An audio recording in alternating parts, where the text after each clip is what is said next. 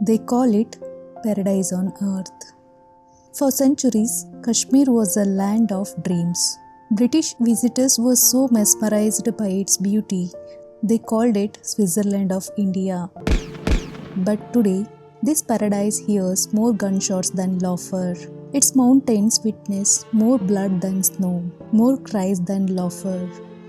This is Kashmir, a dream place turned into battlefield. A land caught between peace and pain, where even in broad light, fear walks the street. Back then, before India got independence, the land was divided into two types of regions. British India, directly ruled by the British, and princely states ruled by Indian kings and maharajas, but under British control in some matters. There were over 500 such princely states. Each had its own local king. Among them was Maharaja Hari Singh, the Hindu king of Jammu and Kashmir, a state where the majority were Muslims. In 1947, when India got independence and Pakistan was created, British left India and they gave all princely states a choice to join India or Pakistan or stay independent. Maharaja Hari Singh didn't want to join either country. He dreamed of making Kashmir an independent nation. But in October 1947, that dream was shattered. Tribal militants from Pakistan attacked Kashmir. They looted, burned villages, left behind horror and marched towards the capital, Srinagar. The Maharaja, in panic, turned to India for military help. But India had a condition. If you want our army, you must officially join India. With no time to lose, he signed the Instrument of Accession. And just like that, Kashmir became part of India. The very next day, Indian soldiers landed Kashmir. And then, the first India-Pakistan war over Kashmir had begun. By 1949, the land was divided.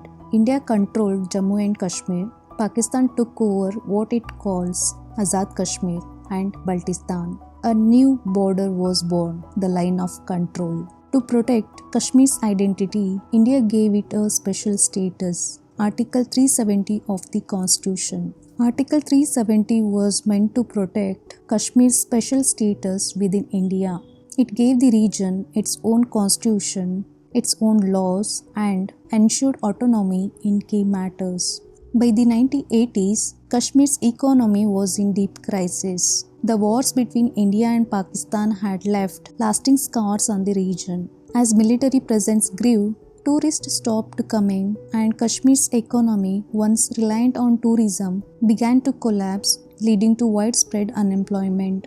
Big industries didn't want to invest in Kashmir because of the violence and uncertainty. The region stayed poor and young people had very few opportunities for a better life. During this time, many Kashmiris felt that Article 370, which promised them special rights, was no longer helping them. They also believed that the ruling party, the National Conference, led by Farooq Abdullah, was corrupt and had been ignoring their problems for too long.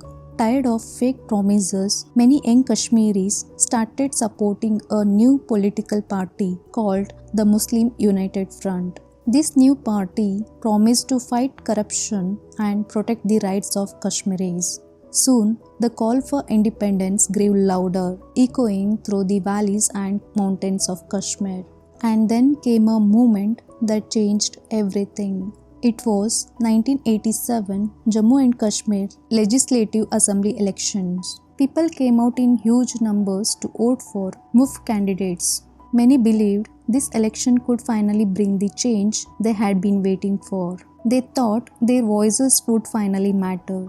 As the votes were being counted, MUF candidates were leading in many areas. But suddenly, strange things started happening. Ballot boxes went missing. In some places, fake votes were added.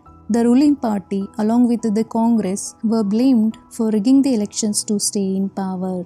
Many MUF candidates who were winning were arrested.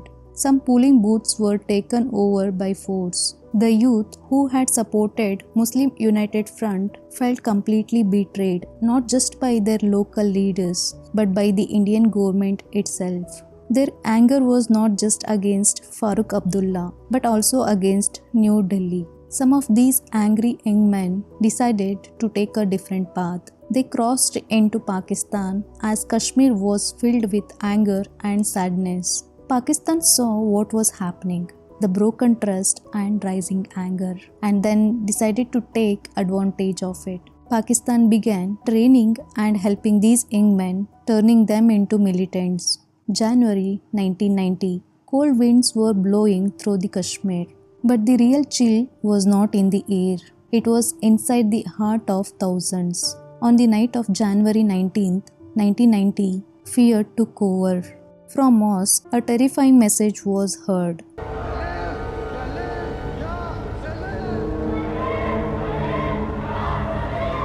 Rally, Galiv, Ya Chaliv, meaning convert, die or live. Posters were nailed to the doors of Pandit homes, telling them to leave, but leave their women behind. And then the killings started. Tika Lal Taplu, a lawyer, was shot outside his home. Girija Tiku, a lab assistant, was kidnapped, gang raped and brutally murdered.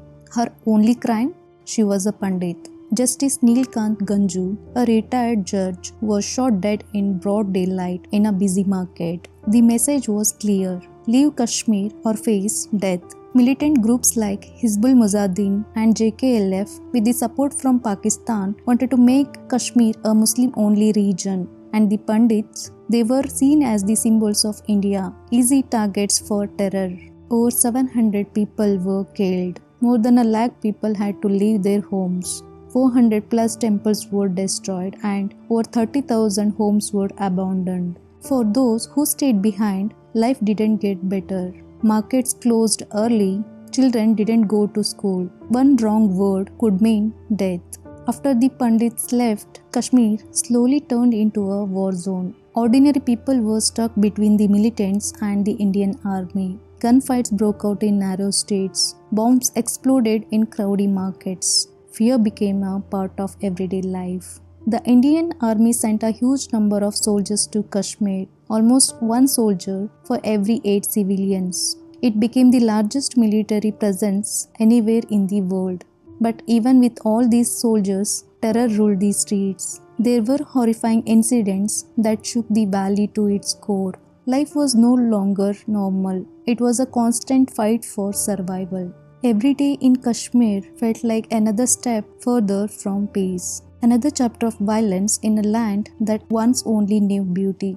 In 2019, under Prime Minister Narendra Modi, the Indian government made a big decision. They removed Article 370. India's government has made a significant move to take direct control of the state of Kashmir. It will try to revoke a part of the constitution which gives India's only Muslim-majority state the right to run its own affairs. The aim was simple: to fully join Kashmir with the rest of India and bring more jobs, better roads, schools, industries and real peace to the region. Slowly, signs of change started to appear. Big projects made travel easier. Tourism hit all-time record. With the abrogation of Article 370, tourists are now returning once again to witness the beauty of paradise on earth.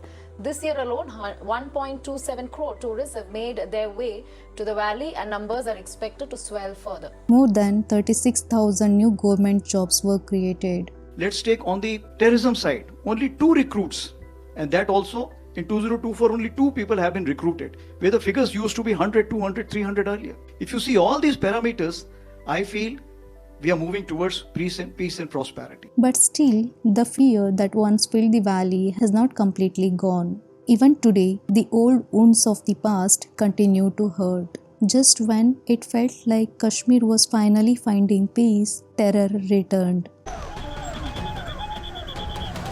On April 2022, terrorists attacked a group of tourists in Pahalgam, a popular spot in Kashmir. 26 people were killed, 20 were injured. Eyewitnesses said the attackers separated the men from women and children, checking even their religion before opening fire. A group called the Resistant Front, linked to the terror group Lashkar-e-Taiba, said they carried out the attack. In response, PM Modi declared, I say to the whole world, India will identify track and punish every terrorist. India made it clear no more tolerance for such attacks. And once again, Kashmir, once a paradise, is bleeding again. The beauty of this land is now overshadowed by the fear and violence. The recent attack in Pahalgam is just one more tragedy in a never-ending story. Each time it hopes for a peace, it's torn apart. Can Kashmir ever heal? Or is this the reality it will live with forever? What do you think? Can peace return to Kashmir? Share your thoughts below. Let's talk about what needs to change.